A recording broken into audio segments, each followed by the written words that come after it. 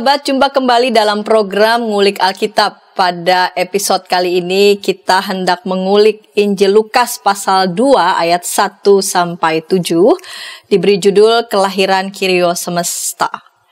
Sudah mulai mencium bau-bau berita Natal, sahabat ngulik dimanapun berada, dan program Ngulik Alkitab diadakan sebagai sarana bagi kita untuk mendalami Alkitab dan melihat relevansinya bagi kehidupan kita sehari-hari. Saya pemandu percakapan Pendeta Santiani Manurung, dan untuk mengulik bacaan Lukas pasal 2 ayat 1-7 kita akan ditolong oleh narasumber kita, Bapak Pendeta Yohanes Bambang Mulyono. Salam jumpa Pak Pendeta akhirnya. Pak Pendeta Yohanes Bambang Mulyono tempo-tempo kemarin itu sibuk melakukan proses penelitian dan penulisan buku. Ya. Betul ya, Pak? Dan bukunya sudah terbit? Ya, sudah terbit. Sudah terbit. Pak Pendeta Yohanes ini pendeta kampus Universitas Kristen Maranatha Bandung. Dan bukunya sudah digunakan. Ya, nah, judulnya Bertumbuh dalam Sel Group. Bertumbuh dalam sel group. Jadi kelompok belajar bersama berdasarkan tahun liturgi. Jadi saya menggunakan bacaan leksionari, sehingga sel group ini sel group yang dasarnya leksionari atau tahun liturgi. Begitu. Dan itu bisa dimanfaatkan rasanya bukan cuma untuk kampus tapi juga untuk gereja-gereja. Ya, untuk jemaat. Untuk jemaat. Karena penelitiannya juga di jemaat. Penelitiannya juga di jemaat. Ya. Baik, Pak Pendeta, kita mau mulai saja nih ngulik Alkitab. Ya, silakan. Lukas pasal 2 ayat 1-7 diberi judul Kelahiran Kyrios Semesta. Kita awali dengan doa. Pak Pendeta boleh memimpin kita dalam doa. Mari kita para sahabat YKP dan ngulik Alkitab, kita bersama merendahkan diri kita di hadapan Tuhan. Bapa Surgawi yang maha baik, di dalam Kristus Engkau melawat kami. Di dalam Kristus Engkau Allah yang jauh menjadi Allah yang dekat, Allah yang transenden menjadi Allah yang imanen, sehingga di dalam Kristus Engkau menjadi Sang Immanuel. Oleh karena itu kami sambut kedatangan Engkau, agar kami juga mampu menghadirkan cinta kasih-Mu kepada orang-orang di sekitar kami. Karena Kristus adalah Tuhan, Kyrios Semesta, yang merangkul setiap umat manusia di dalam pelukan cinta kasih dan kerahiman Allah. Bapak, kami serahkan percakapan ini dalam kemurahan Tuhan. Kami berdoa dalam kuasa-Mu, dalam nama Tuhan Yesus Kristus. Amin. Amin. Baik, saya membaca Lukas pasal 2 ayat 1-7. Pada waktu itu, Kaisar Agustus mengeluarkan suatu perintah, menyuruh mendaftarkan semua orang di seluruh dunia. Inilah pendaftaran yang pertama kali diadakan sewaktu Kirenius menjadi wali negeri di Syria. Maka pergilah semua orang mendaftarkan diri masing-masing di kotanya sendiri. Demikian juga Yusuf pergi dari kota Nazaret di Galilea ke Yudea, ke kota Daud yang bernama Bethlehem, karena ia berasal dari keluarga dan keturunan Daud, supaya didaftarkan bersama-sama dengan Maria tunangannya yang sedang mengandung. Ketika mereka di situ, tibalah waktunya bagi Maria untuk bersalin. Dan ia melahirkan seorang anak laki-laki, anaknya yang sulung, lalu dibungkusnya dengan lampin dan dibaringkannya di dalam palungan, karena tidak ada tempat bagi mereka di rumah penginapan.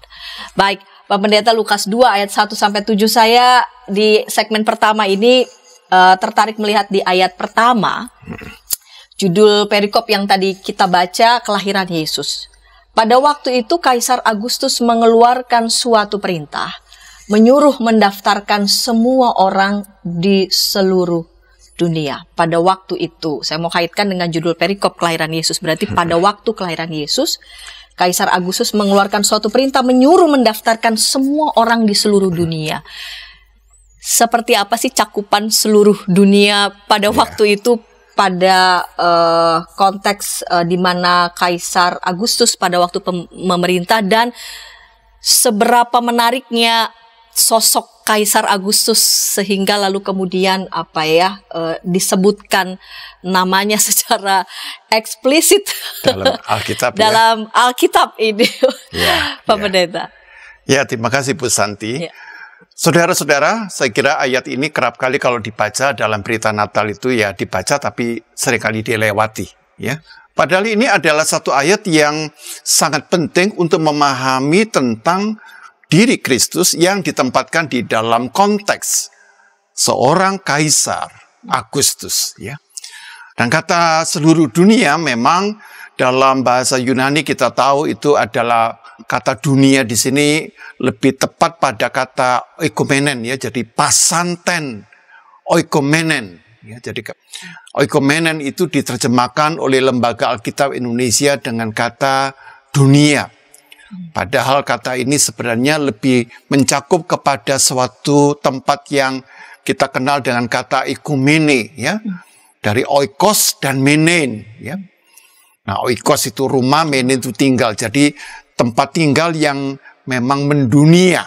Dan kita tahu bahwa di dalam Kaisar Agustus itu wilayahnya memang sangat luas ya.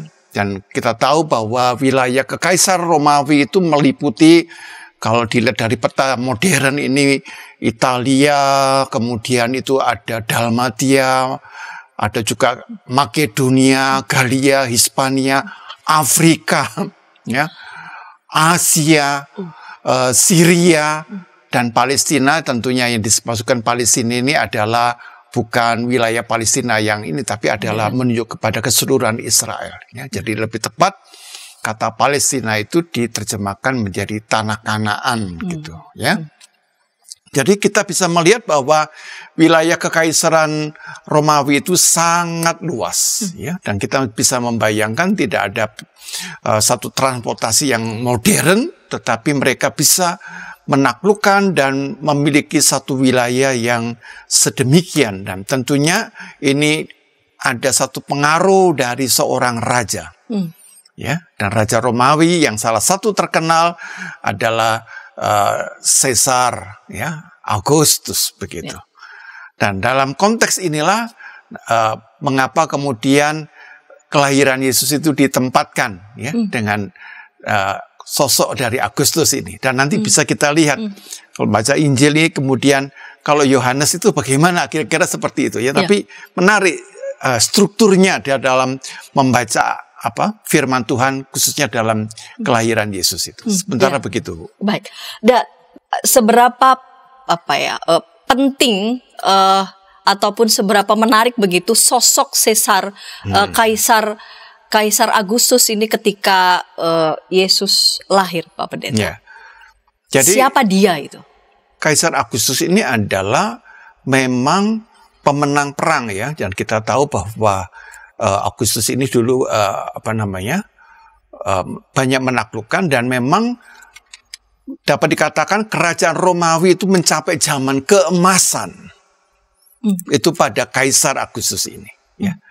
Dan karena itu Romawi pada zaman Kaisar Agustus bukan hanya emas, tapi memang adalah kerajaan yang relatif damai, ya. Sehingga waktu itu kerajaan Romawi mendapatkan satu gelar namanya Pax Romana. Pax Romana, ya. Artinya Roma yang damai, the Roman peace, ya. Jadi ini memang cita-cita ya suatu negara, ya, bagaimana satu pemerintahan itu di bawah kekuasaan ini menciptakan, ya. Damai itu membuat rakyat tentram, lalu muncul pemikiran-pemikiran besar, ya. Filsafat berkembang, ilmu berkembang, seni berkembang, begitu kan. Nah, karena itu tidak mengherankan kalau rakyat dari Roma itu menyebut Kaisar Agustus itu sebagai Kyrios. Ya. Kyrios, ya. Yang kalau kita terjemahkan ke dalam bahasa Indonesia itu menjadi kata Tuhan, ya, Lord, ya, bahasa Inggrisnya Lord, begitu. Jadi memang dia ditempatkan di situ, dan nanti kalau kemudian Yesus pun juga mendapatkan gelar Kyrios ini yang menarik sekali. Tapi ingat bahwa yang mendapatkan gelar Kyrios itu pertama-tama bukan Yesus, tapi Kaisar Agustus ini. Dan yang kedua, sosok dari Kaisar Agustus ini adalah dia karena dianggap itu punya pengaruh yang besar, karisma yang luar biasa, dan tentunya kemampuan berpikir yang bisa mencakup seluruh daerah ini, ya, menggerakkan satu wilayah yang luas, ya, yang terpencar-pencar, dan semua orang menaklukkan diri sehingga Kaisar Agustus ini mendapatkan satu gelar namanya Divi Vilus, ya, Divi Divine lah, ya, the son of divine, ya, ilahi. Anak ilahi. Jadi dia karena karisma yang besar ini dia mendapatkan gelar sebagai anak ilahi, ya, anak Allah begitu, ya. Nah, karena itu ada dua gelar yang penting di sini, yaitu kata gelar Kaisar Agustus sebagai Kyrios dan Divi Vilus, ya. Jadi menarik sekali bahwa, nah, kalau seperti ini siapa yang bisa menandingi gitu, ya. Kaisar yang hebat ini siapa yang bisa menandingi? Rasanya tidak ada yang bisa menandingi. Ya. Kira-kira seperti itu. Sosok istimewa dari Kaisar Agustus. Pak Pendeta tadi sebelumnya ada sempat menyebutkan ya sedikit tentang pembeda ketika Yohanes Pembaptis lahir.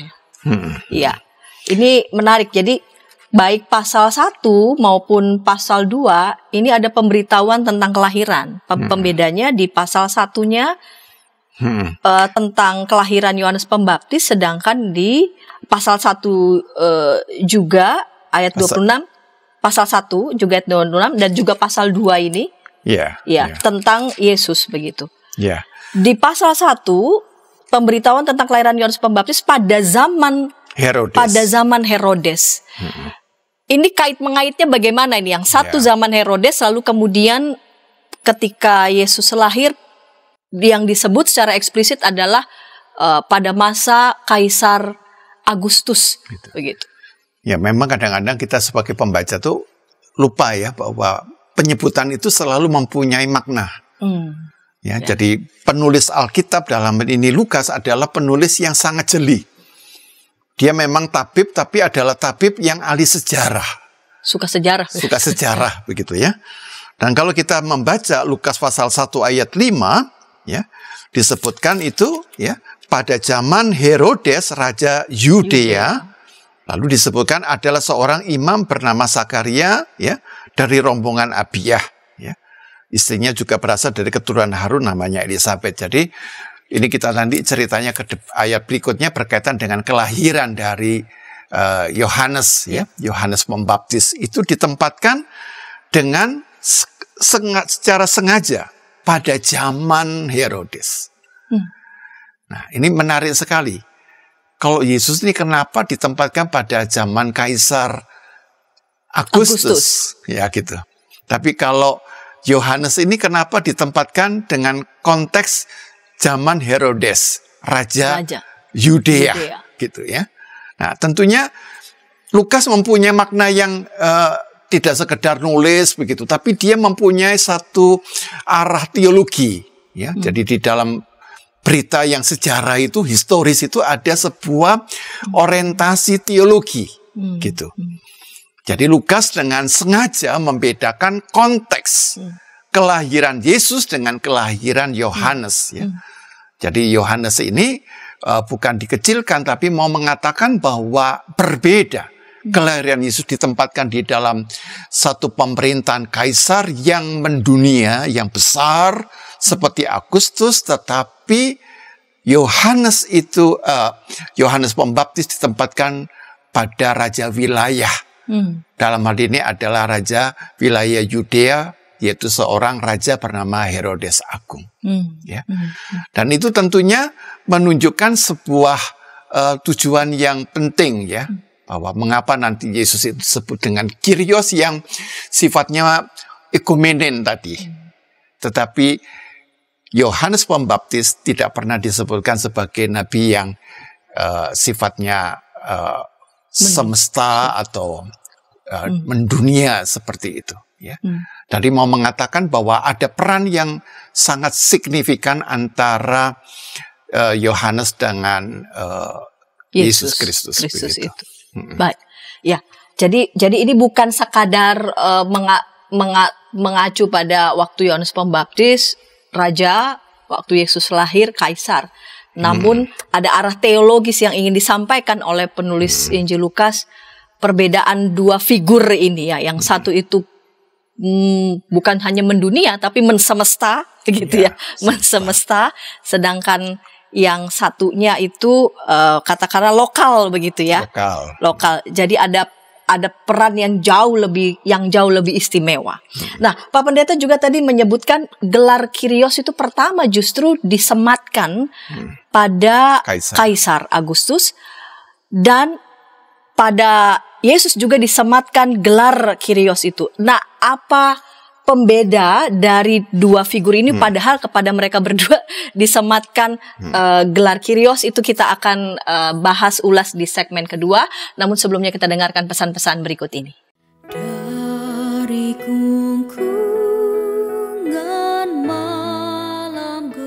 Nyanyikanlah nyanyian baru. Setiap hari Rabu, pukul 12 waktu Indonesia Barat. Dapat Anda nikmati di channel Lagu Rohani YKB GKI TV.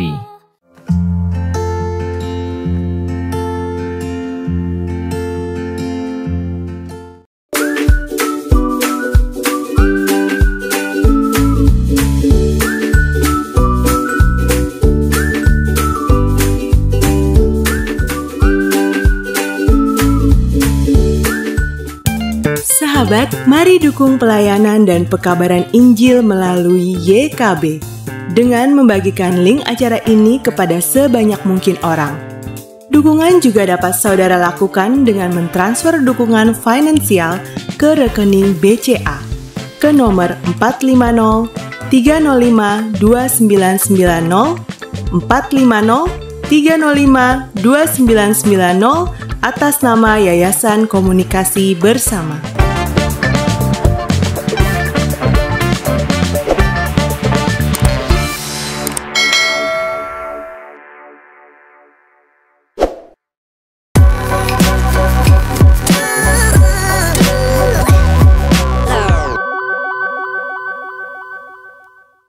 Sahabat, senang masih bersama dengan kami dalam program Ngulik Alkitab. Pada episode kali ini kita mengulik bahan bacaan Lukas pasal 2 ayat 1-7, diberi judul Kelahiran Kyrios Semesta. Kita saat ini sudah tiba di segmen kedua.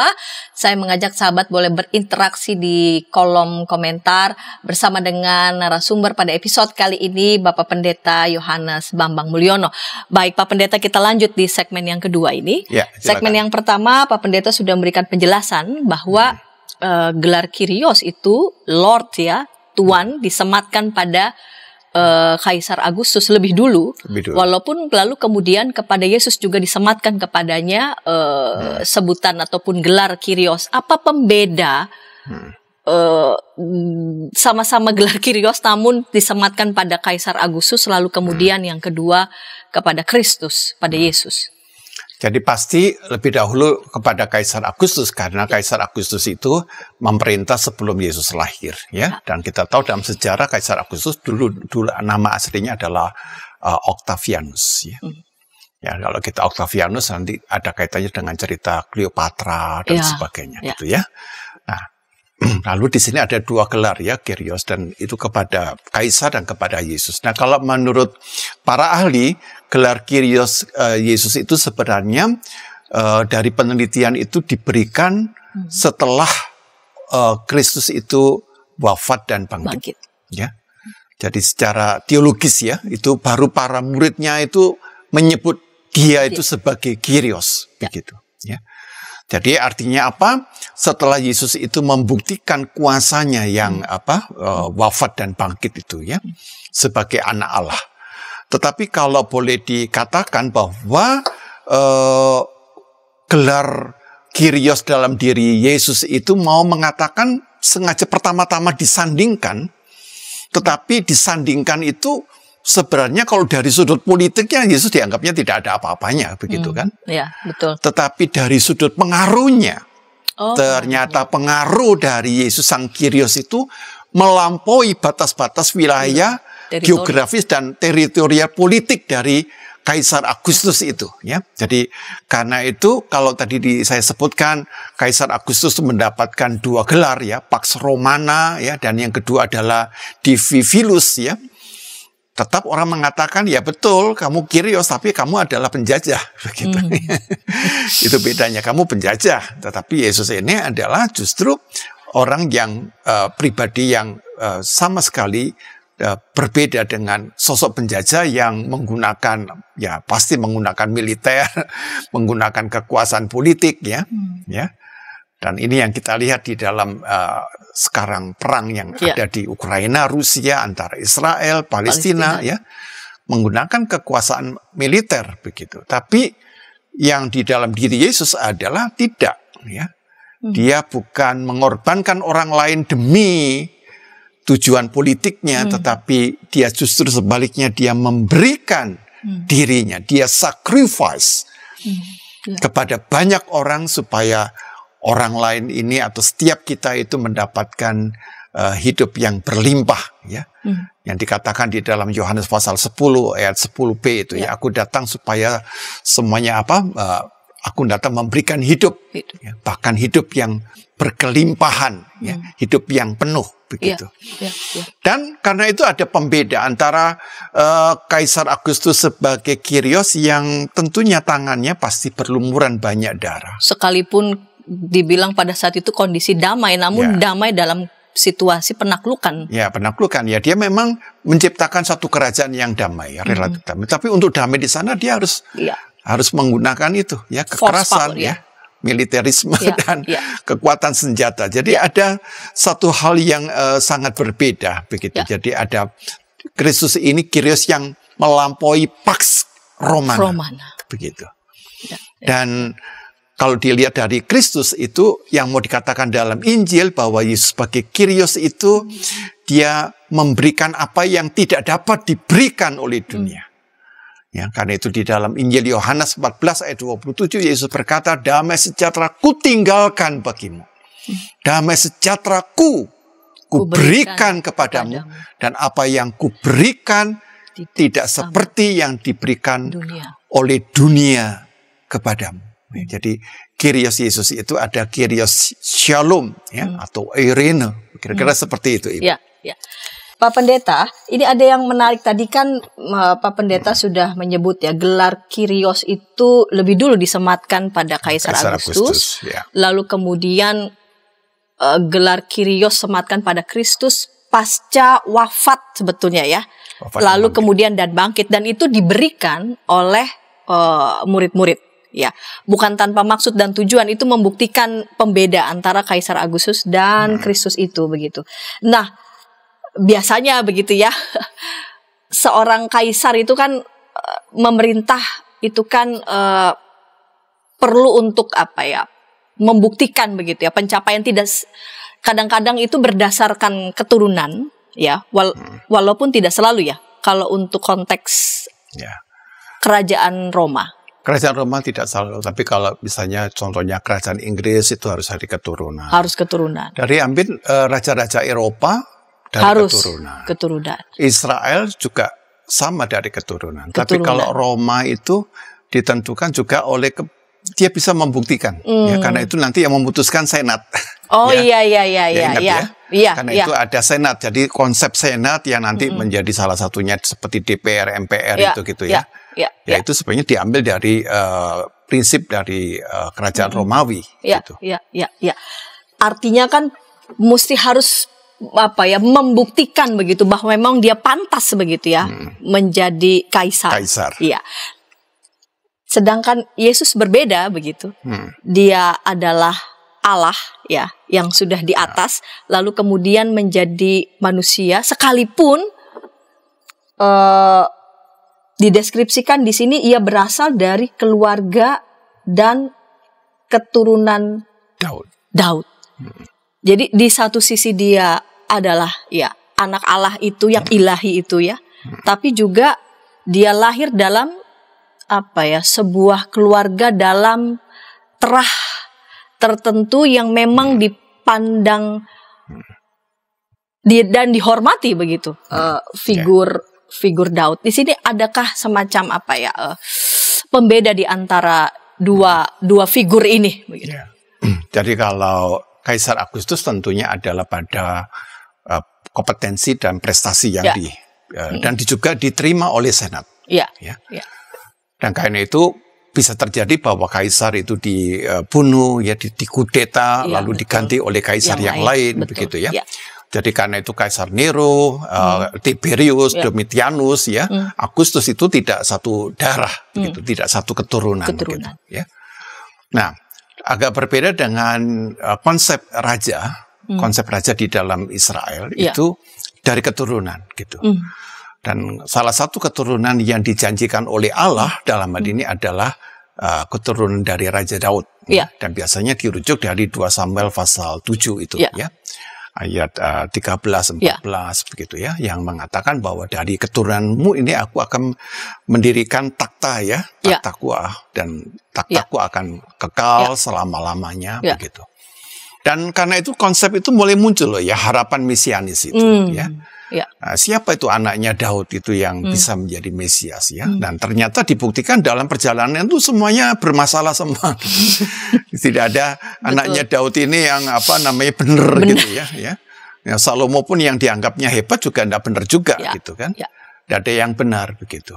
Nah, tetapi harapan itu tetap muncul bahwa Allah pada satu titik dia akan mewujudkan rencananya itu.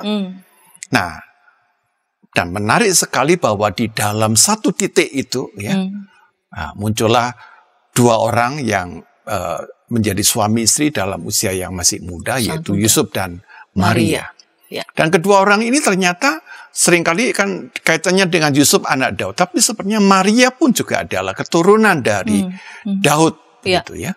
Nah, kalau ditarik itu bahwa Maria itu nanti dari satu keluarga dari Daud yang yaitu Nathan, lalu dari situ kemudian juga mereka menikah antara keluarga kerajaan dengan keluarga imam. Ya, Harun gitu. Jadi dalam diri Yesus itu ada 2 darah yang mengalir dalam dirinya, yaitu bahwa dia mengalir darah Raja Daud, tetapi juga di dalam dirinya ada darah Harun begitu.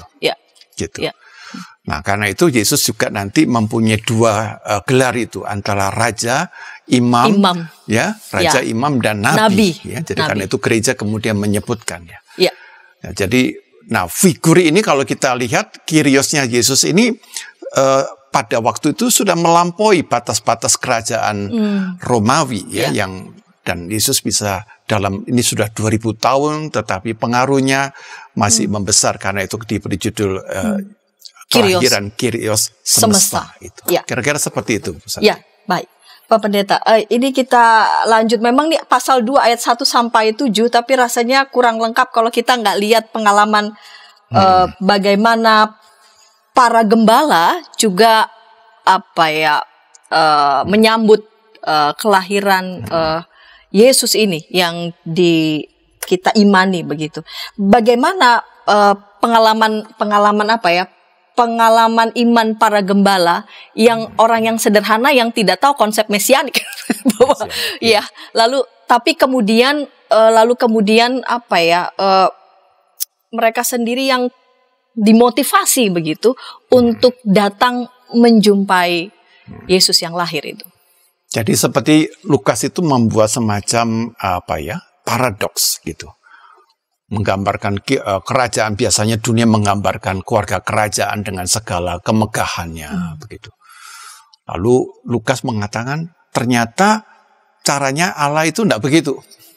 Allah mengambil dari satu sisi yang diabaikan oleh manusia, oleh banyak orang, dan biasanya tidak menarik, yaitu sosok dari orang-orang yang disebut dengan Haaretz. Rakyat jelata. Ya, Haaretz itu kan rakyat jelata begitu, pada batu rakyat jelata. Dan lebih jelata lagi adalah gembala ini. Dan gembala ini justru adalah sebagai kelompok yang diperkenankan oleh Allah untuk menyaksikan kelahiran Kyrios semesta itu. Ya, jadi dalam hal ini kita seperti ingat ya satu ungkapan dari seorang filsuf bernama Rudolf Otto gitu ya. Jadi dalam pengalaman religius, kata Rudolf Otto itu, para gembala itu mengalami apa yang disebut dengan mysterium, ya, tremendum et fascinans, gitu ya. Jadi pengalaman menggetarkan yang penuh misteri tetapi mempesona begitu. Di mana mereka melihat, mengalami, ya, bagaimana Allah menampakkan diri melalui malaikat yang memuji dan memberitakan bahwa Kristus Yesus itu lahir di kota Daud, ya. Kota Daud itu adalah memang Bethlehem. Bethlehem sebagai kelahiran juga dari Daud, ya. Kadang-kadang kita lupa bahwa Daud juga lahir di Bethlehem begitu, ya. Nah, disitulah para gembala ini mendapatkan berita, dan berita itu sebagai satu kontras, ya, dengan berita-berita yang disampaikan, biasanya yang disampaikan kepada dengan tamu-tamu yang orang-orang yang sangat terhormat, tapi ini orang-orang biasa. Tapi beritanya bisa melewati dari zaman ke zaman. Bisa melewati batas-batas wilayah itu. Nah, itu yang mau mengatakan bahwa ternyata ada kekuatan yang dari yang kelihatannya sederhana ini, tapi ketika Allah itu campur tangan, Allah ini melakukan intervensi, bahwa peristiwa Teofani itu menjadi sebuah berita yang menyentuh juga kepada orang-orang nih. Jadi Injil, kabar baik tentang Kristus itu tidak lagi dibatasi kepada satu kelompok sosial, tetapi kepada semua, dari kata pasanten oikomenen, betul-betul kepada oikomenen, di mana setiap orang ini bisa tinggal, orang mengalami, baik yang kaya, yang miskin, yang berpendidikan atau yang tidak. Semuanya disentuh. Nah, inilah kekuatan dari Kyrios semesta, dari yang dikatakan kelahiran Yesus itu. Jadi betul-betul selain melampaui batas teritori, tapi juga sekat-sekat status. Sekat-sekat status. Sekat-sekat status. Ketika Allah itu sudah intervensi, maka tidak ada lagi sekat-sekat itu. Dan itu dibuktikan melalui di dalam kelahiran Kristus Kyrios semesta. Karena itu dalam teologinya Lukas kan disebutkan satu gelar, yaitu Immanuel gitu. Allah beserta kita. Jadi mau mengatakan bahwa di dalam kelahiran Kristus itu yang tidak ada lagi batas-batas atau sekat-sekat atau pembatas-pembatas, bahkan juga batasan waktu juga tidak dilewati itu, karena Allah hadir, ya, Immanuel gitu. Artinya apa? Allah yang semula dibayangkan itu tak terjangkau, yang transenden, yang melampaui batas-batas kemampuan manusia memikirkan tentang Allah, tetapi bisa hadir di dalam satu realitas, ya, di dalam satu periode sejarah.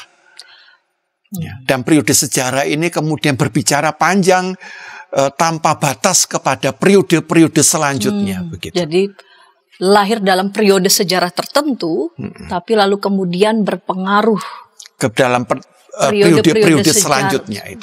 Selanjutnya. Nah, karena itulah mengapa kadang-kadang orang menyebut inilah ada tahun Kristus, tahun Masehi, mau mengatakan satu titik penting, ya, bahwa pergantian tahun ini bukan sekedar satu kalender biasa. Tetapi apakah di dalam setiap perjalanan itu ada spiritnya atau roh dari Kristus yang sudah berinkarnasi di dalam hidup kita, ya, dalam hidup umat manusia sepanjang zaman itu. Begitu. Baik, Pak Pendeta, kita akan lanjut di segmen ketiga, ya. Namun sebelumnya kita dengarkan pesan-pesan berikut ini. Tanganku dipegang.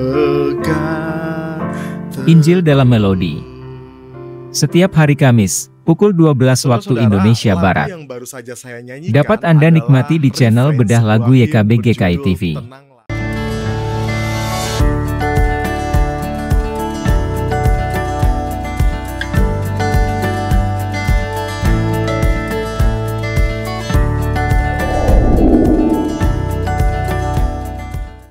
Sahabat, mari dukung pelayanan dan pekabaran Injil melalui YKB dengan membagikan link acara ini kepada sebanyak mungkin orang.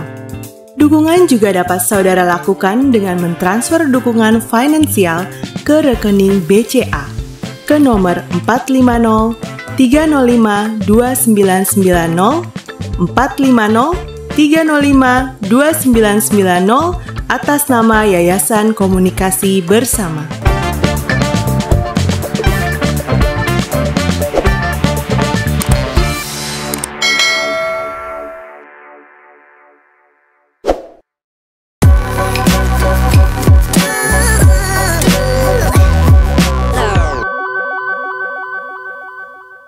Sahabat, senang masih bersama dengan kami dalam program Ngulik Alkitab. Pada episode kali ini kita mengulik Lukas pasal 2 ayat 1-7 diberi judul Kelahiran Kyrios Semesta.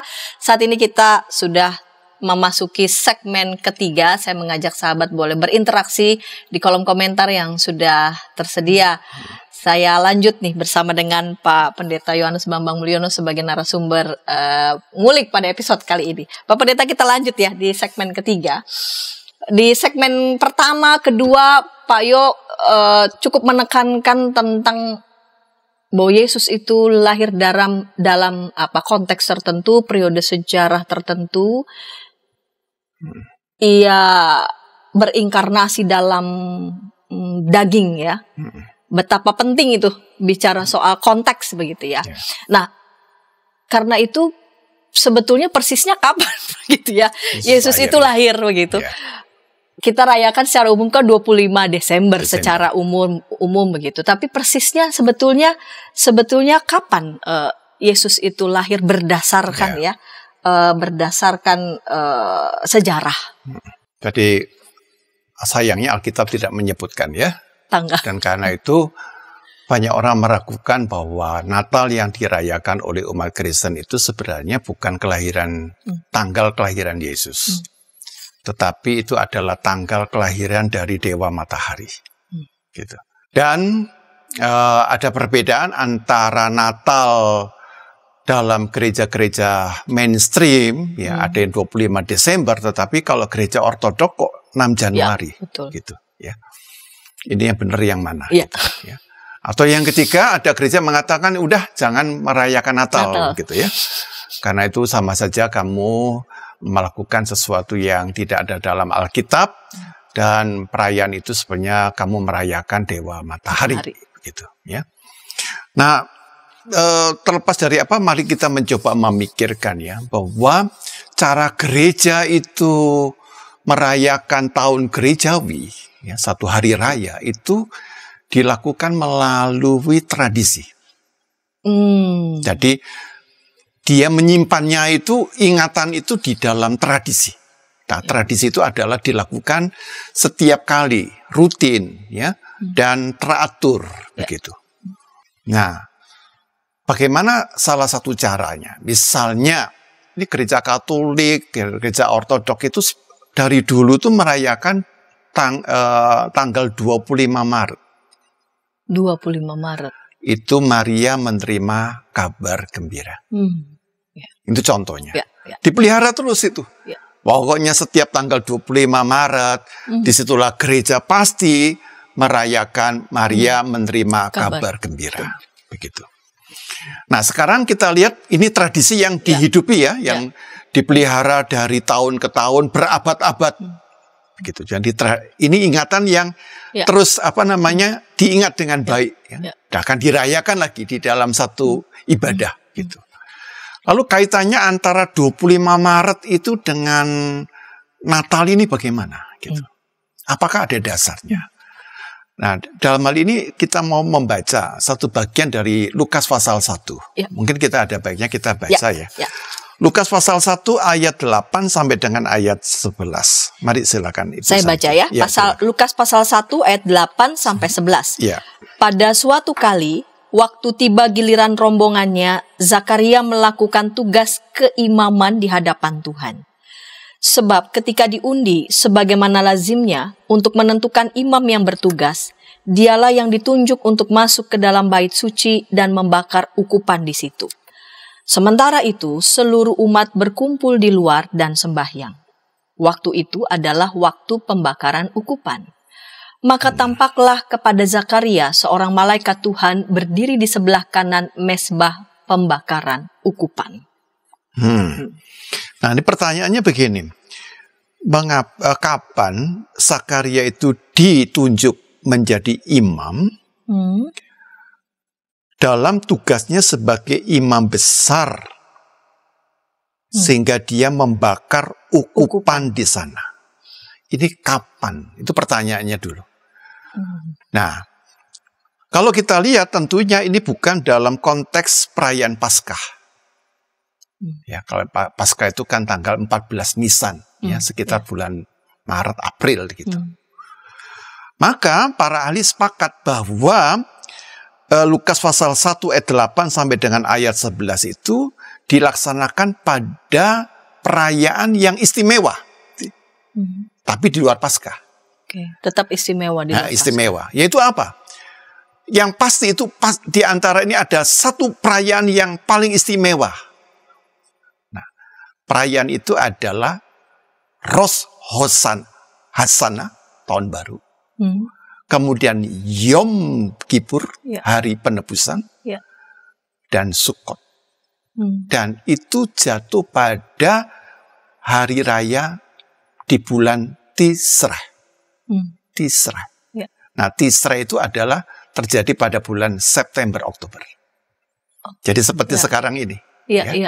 Jadi baru-baru ini orang Israel itu juga merayakan salah satu bagian dari itu. Yang tanggal 7 Oktober sehingga mereka diserang oleh teroris Hamas gitu. Itu sedang mereka masuk di dalam perayaan itu. Begitu. Ya. Mungkin masuk di dalam perayaan Sukkot. Gitu. Tapi kalau saya baca pada waktu itu sedang merayakan perayaan namanya Simchat Torah. Yang tanggal 7 itu. Tetapi lebih jelas bahwa dari waktu September, Oktober, Tishrei ini adalah hari yang penting. Ya, jadi di samping bulan Nisan, Maret, April ini adalah satu hari yang penting juga. Di situ ada Yom Kippur.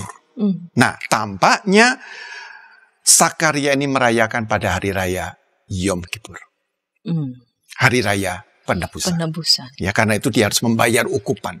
Dan melakukan tugasnya sebagai imam besar. Yang hanya bisa masuk satu kali ke dalam ruang Maha Kudus itu. Ya. Nah, kalau demikian berarti Yohanes ini lahir pada bulan September, Oktober. Ya, Tishrei. Ya, jadi waktu Elizabeth itu mengandung. Jadi ketika itu terjadi pembuahan itu ya. Karena orangnya mandul ini.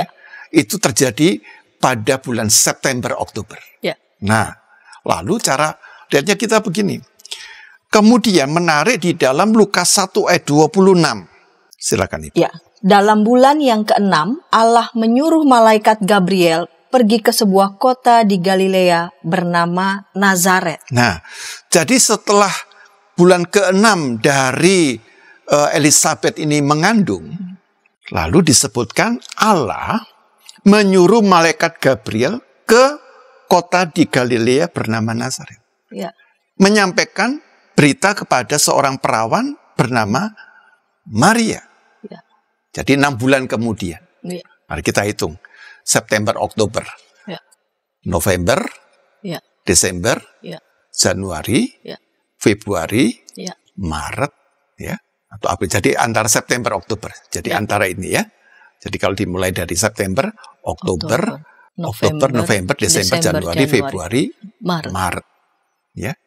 Nah, tadi 25 Maret Maria dirayakan oleh gereja menerima kabar gembira. Nah, jadi Lukas 1 ayat 26 ini dalam tradisi gereja jatuh pada tanggal 25 Maret. Lalu Maria itu mengandung 9 bulan. Dihitung. April, Mei, Juni, Juli, Agustus, September, Oktober, November, Desember. Jadi 25 Maret ke 25 Desember. Gitu ya. Jadi selalu disebutkan antara 24-25. Lalu ada pertanyaan. Lah itu kenapa tuh ortodoksnya kok tanggal 6 dan 7 Januari ini yang benernya gimana? Loh, cara ngitungnya tuh gini. Ini kan kita menghitungnya dari kalender yang ini sekarang ini, Iya. ini kan bukan kalendernya orang Yahudi. Iya. Kalau orang Yahudi ini misalnya bulan Nisan antara Maret, April. Tisra itu antara September, Oktober. Nah, kalau Yesus ini lahir pada Desember itu apa? Bulan Tevet. Nah, Tevet itu antara Desember, Januari. Ngerti ya? Iya. Jadi jangan pakai kalender kita. Iya. Jadi Yesus ini lahir antara 24-25 Desember sampai dengan 6-7 Januari. Nah, karena itu 6 dan tanggal 7 Januari disebut dengan hari raya Epifani. Di mana Epifani? Allah sedang menyatakan, menampakkan diri. Epifani artinya menampakkan diri. Begitu. Nah, jadi dengan kata lain, jangan lagi mengatakan perayaan Natal itu sebagai sebuah dongeng. Loh, Pak, kalau menurut sejarah kan ada bilang, bahwa kita kan, itu kan pada hari raya Sol Invictus. Dan memang benar. Kalau saya cek, hari raya Dewa Matahari itu jatuhnya tanggal 25 Desember. Loh, memang benar itu. Iya, itu benar. bisa samaan. Nah, kalau demikian Natal itu adalah dari Dewa Matahari Sol Invictus. Ya. Lalu kemudian Dewa Matahari itu dikalahkan oleh Yesus. Ya. Yaitu dikalahkan oleh Sol Justitiae, ya, dewa kebenaran, dewa keadilan gitu. Nah, caranya berpikirnya jangan begitu. Bahwa ini ada yang menarik. Memang betul Sol Invictus itu 25 Desember. Tapi gereja itu tidak pernah mengenal. Itu bukan sumbernya. Mereka itu menghayati sumbernya yang ada di dalam tradisi gereja. Bahwa itu ada kesamaan, tidak boleh dicampur baurkan. Baik, ya. Misalnya hari rayanya Bu Santi itu bersamaan dengan hari rayanya gitu ya, lahiran seorang tokoh besar. Itu jangan disamakan. Bu Santi ya tetap Bu Santi gitu loh. Ya, bahwa ada persamaan tuh ya. Nah, kemudian untuk membuktikannya gimana? Nah, kebetulan kan gereja itu punya tradisi yang baik. Dia itu mempunyai dokumen di luar Alkitab. Nah, misalnya pandangan dari seorang tokoh ya yang tahunnya itu sekitar 243 ya. Ini ada traktatnya ya, namanya The Pascha Computus ya. Pascha Computus. Itu jelas sekali menyebutkan 25 Desember itu adalah hari kelahiran Yesus. Ada lagi tokoh yang sangat terkenal namanya Johannes Chrysostomos. Chrysostomos itu artinya Kristos itu emas ya, tomos itu mulut. Orang yang bermulut emas ya. Jadi kata-katanya itu luar biasa. Itu jelas mengatakan bahwa Maria mengandung janin Yesus pada tanggal 25 Maret. Itu yang dipegang oleh gereja. Kemudian ada lagi seorang tokoh gereja namanya Hippolytus ya. Nah, Hippolytus itu menuliskan. Nah, dia menarik sekali. Dia menafsirkan kitab Daniel pasal 4 ayat 23. Dan pada tahun 202 dia menyebutkan tanggal 25 Desember sebagai hari kelahiran Yesus. Data-data kita memang tidak hanya pada Alkitab.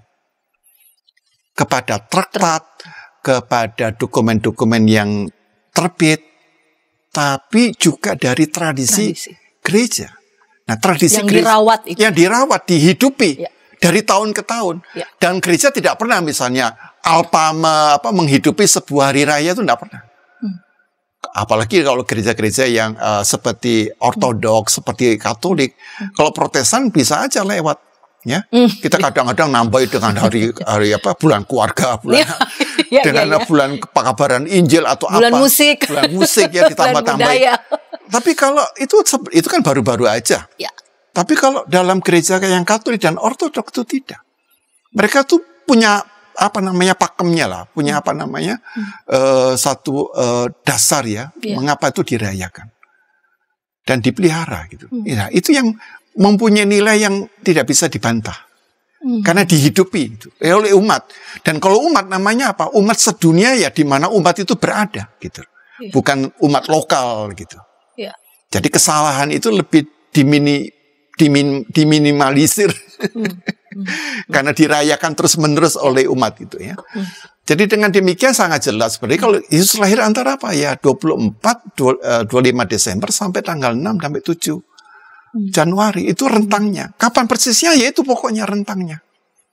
Nah, karena itu di antara 24-25 inilah sampai dengan 6 dan 7 ini gereja kemudian merayakannya dengan satu bentuk. Menggunakan stolanya, warnanya udah jelas dari dulu warnanya putih. Karena ini adalah peristiwa Teofani dan Epifani. Disebutkan jelas Teofani dan Epifani. Ini rentangnya ini. Berarti Natal yang diadakan di atas tanggal 7 bukan lagi Natal gitu loh. Natal itu batasnya sampai di sini. Jadi orang bertanya, Pak, Natal itu batasnya tanggal 6 dan 7. Ya, dan saya pernah merayakan itu ketika di Israel itu perayaan Epifani. Ya dirayakan oleh meriah banget. Tanggal 25-nya biasa-biasa aja. Tapi kalau gereja-gereja barat 25-nya meriah sekali. Tapi kalau gereja timur 6 dan 7 Januari itu sangat meriah. Sangat meriah. Ya. Jadi perayaan Natal 25 Desember tidak serta-merta kita kaitkan dengan kepercayaan orang-orang Romawi bahwa iya itu ada tapi jangan disama-samakan begitu ya. Gitu. Karena gereja begini loh, gereja itu sangat hati-hati ketika mengadopsi satu perayaan yang di luar gereja itu sangat. Tapi tidak juga mengadopsi atau memberi nilai atau bagaimana? Enggak juga begitu ya? Enggak begitu. Karena mereka sangat hati-hati, sangat takut alergi gitu ya. Untuk memasukkan itu mereka. Soalnya kan sempat dengar-dengar ada yang mengatakan ya gereja memberikan nilai atau ya memberikan isi baru begitu. Baru. Nah, ada yang mengatakan isi yang baru. Tetapi isi yang baru ini sebenarnya agak bertentangan dengan dokumen-dokumen yang dipelihara gitu. Dan ya kekuatan itu kelihatan. Misalnya saudara kita Muslim itu selalu menyebutkan orang Kristen itu sebagai ahli kitab. Iya. Ahli kitab. Jadi kita ini adalah umat yang dianggap sangat melek dengan literasi. Ya, betul. Sehingga mendapatkan gelar ahli kitab. Itu berarti kita tuh dari dulu tuh cermat. Betul, persis ya. Ya, dan itu bisa dibuktikan dari misalnya dalam proses penulisan Alkitab itu teliti sekali. Ya. Antara Alkitab yang kita punya sekarang dengan penemuan yang ada di Dead Sea Scroll di Qumran itu bisa kelihatan sekali. Ya. Bedanya dikit-dikit sekali, tapi hampir rata-rata itu akurat. Ya. Jadi nilai keakuratan dan sumber itu penting gitu. Nah, nilai keakuratan dan sumber itu penting. Itu menentukan juga wibawa begitu wibawa, karena bagi mereka kalau kamu itu prinsipnya dalam Yahudi dan kekristenan mengubah satu huruf itu kamu akan merusak tatanan semesta itu. Dan karena itu mereka sangat hati-hati gitu ya. Dan karena itu kita bisa melihat misalnya kalau ini agak melebar sedikit misalnya salinan dari Injil Matius. Itu ada 125 salinan. Ya. 125 perkamen dalam berbagai bentuk. Ya. Tetapi menarik bahwa segi akuratnya itu ada gitu. Pasti karena mereka nulisnya secara manual ada kesalahan 1-2, tapi ada. Tapi secara ini loh ya, gagasan itu runtut. Dan bisa dibuktikan bahwa ini dikatakan benar gitu. Nah, dasar itulah mengapa kemudian muncul nanti doktrin inerrancy bahwa Alkitab itu firman Tuhan, ya, infallibility dan sebagainya, tidak mempunyai tidak ada kesalahan. Ya. Nah, itu mau mengatakan itu poinnya di situ, gitu. Ya. Karena itu berita inkarnasi Sang Firman menjadi manusia itu tidak diinspirasi oleh kelahiran Dewa Matahari ya. Jangan sampai keliru begitu. Kalau mau dikatakan memberi makna baru, tapi itu bukan menjadi sumber. Atau langsung mengambil saja, ya sudah ada tradisi terus kemudian kita mau ambil lalu kemudian memberikan muatan gitu. Tidak seperti itu. Tidak. Apalagi ini pada diri Yesus gitu. Kaitannya itu mereka melihat siapa Yesus itu. Ya, bukan sekedar memberi isi, tetapi siapa Yesus itu. Siapa Yesus itu. Dan karena itu dirumuskan dengan sangat tepat oleh Matius pasal 28 dan ayat 18. Kepadaku telah diberikan segala kuasa di sorga dan di bumi. Jadi sosok ini yang mendapatkan kuasa di surga dan di bumi ini tidak boleh diisi dengan dikaitkan dengan namanya Dewa Matahari yang dikalahkan dan sebagainya. Lalu ada khotbah itu, ada Sol Invictus, kemudian ada Sol Justitiae ya, yang Dewa Kebenaran Yesus Kristus.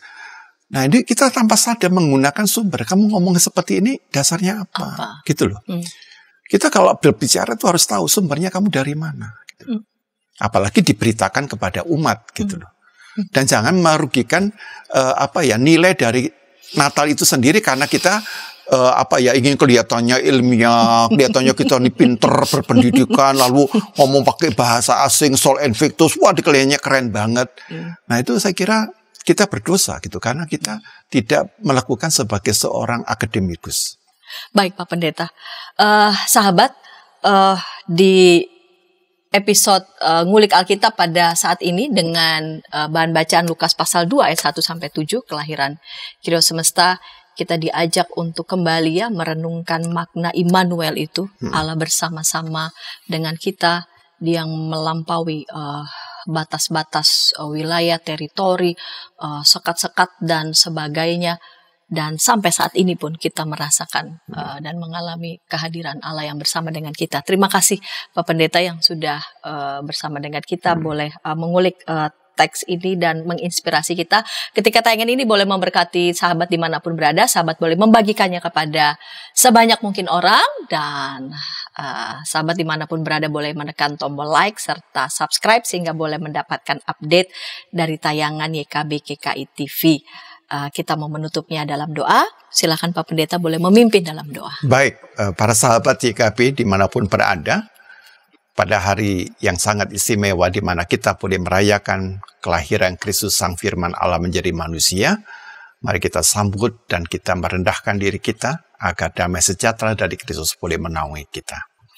Kristus Sang Putra Allah yang lahir di dalam kehidupan kami umat manusia, sehingga di dalam Engkau lahirlah, hadirlah Sang Immanuel, Allah yang tak terbatas, berkenan melawat setiap kami. Oleh karena itu, biarkanlah kami sebagai umat percaya senantiasa belajar untuk mencerna setiap pemikiran, setiap informasi, setiap data, senantiasa secara kritis, dan kami ingin melihat bahwa karyamu melalui Kristus adalah karya yang senantiasa memberikan kepada kami karya yang membebaskan. Kami dibebaskan dari pemikiran-pemikiran yang picik, pikiran-pikiran yang terlalu mudah mengadopsi atau mengadaptasi nilai-nilai dunia, lalu kami beri nilai-nilai dengan iman Kristen, tetapi kami sendiri belum memiliki kemampuan satu metodologi yang tepat. Berikan kepada kami kesanggupan supaya iman yang kami miliki adalah iman yang senantiasa dapat kami pertanggungjawabkan. Lebih daripada itu, ya Kristus, berikanlah kepada kami damai sejahtera yang tidak dapat diberikan oleh dunia itu, sehingga dengan damai sejahtera itu kami dapat memiliki satu pola pemikiran yang penuh dengan hikmat, dengan kecerdasan dan pengetahuan, sehingga kami boleh memberi berkat melalui kehadiran dan peran kami sebagai gereja-Mu. Kami serahkan Bapa setiap kami di dalam setiap pergumulan yang dialaminya, biarkanlah kami diteguhkan bahwa kami bersama dan melalui Kristus, kami akan mengenal Engkau, Allah yang benar, Allah yang menyelamatkan dan menebus kami. Demikian doa kami yang kami panjatkan di dalam kuasa-Mu, dalam nama Tuhan Yesus kami berdoa. Amin. Amin. Sahabat, mari dukung pelayanan dan pekabaran Injil melalui YKB dengan membagikan link acara ini kepada sebanyak mungkin orang. Dukungan juga dapat saudara lakukan dengan mentransfer dukungan finansial ke rekening BCA ke nomor 450 305 2990, 450 305 2990 atas nama Yayasan Komunikasi Bersama.